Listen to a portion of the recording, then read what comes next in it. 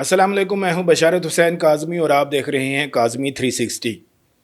Israel ने हाल ही में शाम के एक अहम फौजी एयर बेस पर हमला क्यों किया और इस हमले की वजह कौन सी खुफिया मनसूबाबंदी थी जिसे रोका गया। आज की ये खबर आपको इलाकाई सियासत के उस चक्कर में ले जाएगी जहां एक तरफ इसराइल की जानिब से बराह रास्त हमला किया गया तो दूसरी तरफ तुर्की ने शदीद रद्दअमल का इजहार किया। ये सिर्फ एक फौजी कार्रवाई नहीं बल्कि पूरे खित्ते की मुस्तकबिल की समत का तयन करने वाला फैसला कौन लम्हा है। ताज़ा तरीन खबरों के मुताबिक इसराइली जंगी तैयारों ने शाम के शिमाल मगरबी सूबे इदलब में वाक़या अबू अल दोहर फौजी एयर बेस को निशाना बनाया, जो शाम के शिमाल मगरबी सूबे इदलब में वाक़या है। ये एयर बेस तुर्की की सरहद से तकरीबन 70 किलोमीटर के फासले पर है और 2012 से बतौर फौजी अड्डा फ़ाल नहीं था। हालांकि इसे शाम की नई फौज के लिए तरबीती मरकज़ के तौर पर इस्तेमाल किया जा रहा था। अब तक की रिपोर्ट्स के मुताबिक इस हमले में 8 मरतबा फ़ज़ाई कार्रवाई की गई, जिसका मरकज़ी निशाना एयर बेस का रनवे और तैयारों को खड़ा करने के हैंगर थे। शामी मीडिया के मुताबिक इस हमले में जानी नुकसान की इतला तो नहीं, ताहम एयर बेस को माली और साख्ती नुकसान पहुंचा है। लेकिन असल सवाल यह है कि इसराइल ने यह हमला क्यों किया। जवाब में इसराइली वज़ीर-ए-आज़म बेंजामिन नेतन्याहू के दफ्तर ने एक अहम इंकशाफ किया है।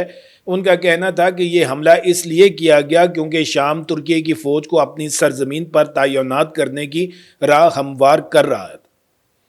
अब आप सोच रहे होंगे कि इसमें ऐसी कौन सी बात है जिसने इसराइल को इतना मुश्तिल कर दिया।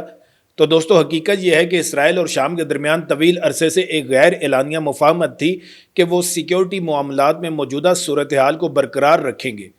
इसराइल के मुताबिक शाम इस मुआहदे की खिलाफ वर्जी करने वाला था क्योंकि इसने तुर्की को हलब के करीब एक एयर बेस में अपनी फौजें तैनात करने की इजाज़त देनी थी। इसराइल का कहना था कि इसने शाम को बारहा खबरदार किया था कि तुर्की की ये फौजी मौजूदगी इसके लिए एक संगीन खतरा होगी। यह वाक़या इसलिए भी अहम है क्योंकि 2025 के आखिर से शाम में सियासी तब्दीलियां आ चुकी हैं। बशार अल असद की हुकूमत के खात्मे के बाद शाम में एक अबूरी हुकूमत कायम हुई है। इस नए सियासी मंजरनामे में तुर्की शाम के मामलात में एक कलीदी खिलाड़ी के तौर पर उभरना शुरू हुआ। तुर्की अपनी फौजी तरबियत, सरहदी इंतजामात और इक्तसादी तावन के जरिए शाम की तामीर नौ में हिस्सा डाल रहा है। इसी सिलसिले की एक कड़ी के तौर पर चंद दिनों कबल तुर्की का बहरी जहाज TCG इस्तंबुल 15 सालों में पहली मरतबा शाम की बंदरगाह लाटकिया पर लंगरअंदाज हुआ था, जिससे तुर्की और शाम के ताल्लुकात में कुर्बत के आसार नजर आ रहे थे। यही वो नुकता था जिसने इसराइल को परेशान कर दिया क्योंकि वो तुर्की को शाम में अपना असर और रसूख बढ़ाते हुए देखना पसंद नहीं करता। इसराइल के इस हमले ने तुर्की को शदीद गुस्सा दिलाया। तुर्की की तरफ से जारी करदा एक बयान में कहा गया है कि इजरायली वज़ीर-ए-आज़म के दफ्तर के इल्ज़ामात बेबुनियाद हैं और इनका मकसद शाम की खुद मुख्तारी के खिलाफ इसराइल के हमले को जायज़ करार देना है। तुर्की ने इल्ज़ाम आयद किया कि इसराइल अपने तोसी पसंदाना अज़ाइम और इंतहाबी सियासत को आगे बढ़ाने के लिए इस तरह के इकदाम कर रहा है। शाम की अबूरी हुकूमत ने भी इस हमले को गैर मुहज़्ज़ब जारियत करार देते हुए इसकी शदीद मज़म्मत की और इसे खित्ते के अमन व इस्तेहकाम के लिए ख़तरा करार दिया। अमरीका की तरफ से भी इस हमले को गैर ज़रूरी कशीदगी करार दिया गया, जिससे इलाकाई इस्तेहकाम को नुकसान पहुँचेगा। अब आइए इस पूरे मामले को गहराई से समझते हैं। यह महज एक फ़ज़ाई हमला नहीं है, बल्कि ये मशरिक़ वस्ता की नई उभरती हुई जियोपॉलिटिकल हकीकत का अक्कास है। कुछ अरसा पहले तक इसराइल का बुनियादी खतरा ईरान और इसके इत्तेहादी थे, जिन्हें शाम में ईरान के ज़ेर असर नेटवर्क के ज़रिए कंट्रोल किया जाता था। इसराइली मुसलसल फ़ज़ाई हमलों के ज़रिए ईरानी हथियारों की तरसील और फ़ौजी अड्डों को निशाना बनाता रहा है। लेकिन अब मंजरनामा बदल गया है। ईरान की ताकत कमज़ोर होने के बाद तुर्की एक नए और ज़्यादा पेचीदा चैलेंज के तौर पर उभरा है। इसराइली हुकाम में अब तुर्की को नया ईरान कहकर पुकारा जाने लगा है। फ़र्क सिर्फ इतना है कि ईरान के बरक्स तुर्की के पास इख्तियारात का एक मुकम्मल सेटअप मौजूद है। तुर्की शाम के साथ जोग्राफियाई तौर पर मुंसलिक है, इसकी फ़ौज बाकायदा और नेटो का हिस्सा है और वो मुआशी और सफारती ताल्लुकात उस्तवार करने में महारत रखता है।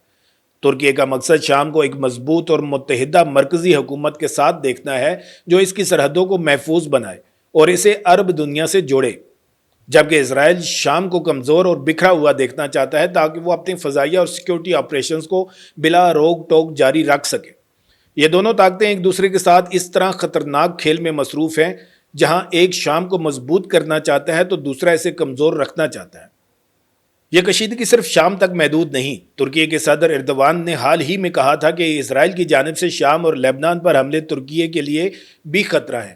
جواب میں اسرائیلی وزیراعظم نیتن یاہو نے اردوان کو سخت جواب دیا اور کہا کہ انہیں اسرائیل کو سبق سکھانے کا حق نہیں۔ گزشتہ چند مہینوں میں اسرائیلی سیاستدانوں نے ترکی کے خلاف اپنی زبان تیز کر دی ہے اور یہاں تک کہ آرمینین جینوسائیڈ جیسے حساس موضوع کو بھی اٹھایا ہے تاکہ ترکی کی بین الاقوامی ساکھ کو نقصان پہنچایا جا سکے۔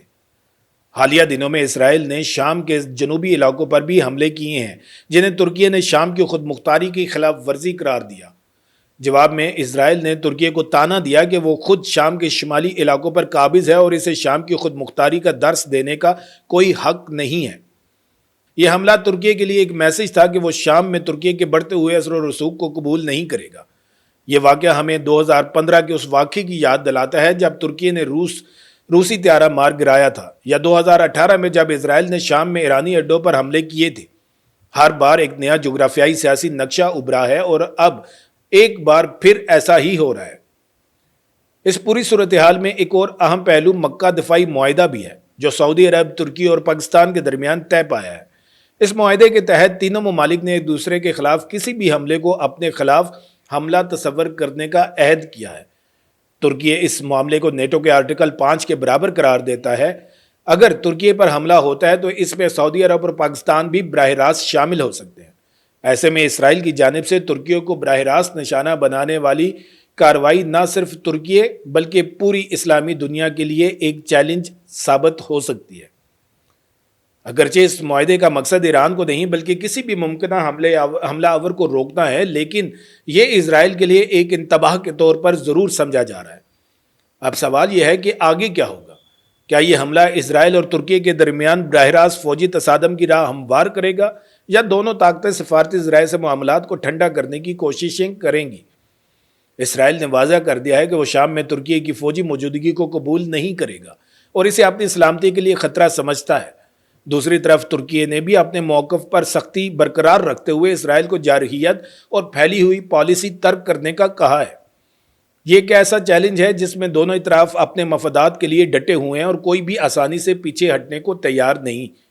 اسرائیل نے شام میں جو اسٹریٹجک پوزیشن حاصل کر رکھی ہے اسے وہ آسانی سے ترک نہیں کرنا چاہتا۔ وہ اس پوزیشن کو مستقبل میں شام کے ساتھ کسی بھی ممکنہ مذاکرات میں ایک پریشر ٹول کے طور پر استعمال کرنا چاہتا ہے۔ دوسری طرف ترکی بھی اپنے بڑھتے ہوئے کردار اور نیٹو کی حیثیت کا بھرپور فائدہ اٹھاتے ہوئے اپنی پوزیشن مضبوط کر رہا ہے۔ تو دوستو، ہم اس وقت مشرق وسطیٰ میں ایک انتہائی نازک اور ابھرتے ہوئے تنازع کے چشمدید گواہ ہیں۔ اسرائیل اور ترکی کے درمیان یہ محاذ آرائی صرف دو ممالک کی جنگ نہیں بلکہ یہ پورے خطے کے مستقبل کی سمت کا تعین کرے گی۔ اگر یہ تناؤ مزید بڑھا تو اس کے اثرات پورے اسلامی عالم اور عالمی امن و سلامتی پر پڑیں گے۔ آپ کو ہماری یہ تجزیاتی ویڈیو کیسی لگی؟ براہ کرم اپنی قیمتی آراء ہمیں کمنٹس میں بتائیں۔ ویڈیو کو لائک اور اپنے دوستوں کے ساتھ شیئر اور چینل کو سبسکرائب کر کے بیل کا آئیکن دبانا نہ بھولیے گا۔ ویڈیو کو آخر تک دیکھنے کا بہت شکریہ۔ پھر ملیں گے ایک نئی ویڈیو کے ساتھ۔ اللہ تعالیٰ آپ سب کا حامی و ناصر ہو۔ پاکستان زندہ باد۔